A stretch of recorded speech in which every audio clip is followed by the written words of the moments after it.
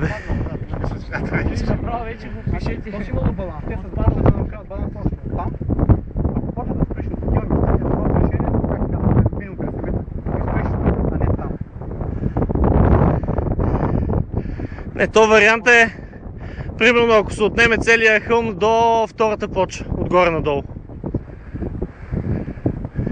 Аз там не ме интересува, тъй като гледам. Да, мале е това как се отцепило, тук е готово, да, в голямата цепнатина.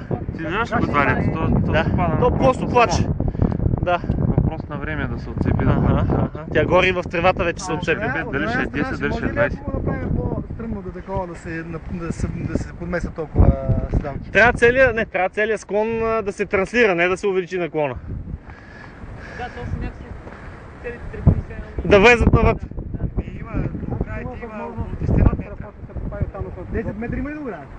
Да, ето, те се вижда между това и повече. Да, ама не забравяйте, че тогава вече в тая част ще трябва да правим доста по-голям насип, за да разшириме трибуните до необходимата ширина. Заре е много кофти дирета. Дирето трябва да се запази за повече. Кое дире? Между този хълм и трибуните има едно дере. Ти горе на паркинга качвал ли си се? Не. Значи ще се качиме сега, трябва да го видиш. Предварително да го видиш.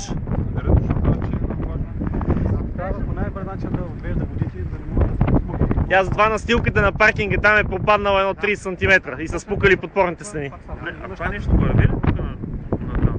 Има ли такава подсветна? Да, задължително има. Вижда. Стара има. Има стара. Дали има стара? Стара задължително.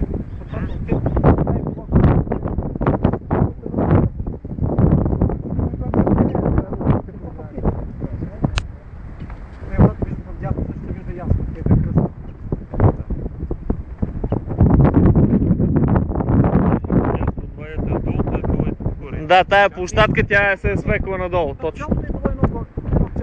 Снимаш ли ми тресение? Клип, да. Здраво да ми тресение, всичко това се е отцепило.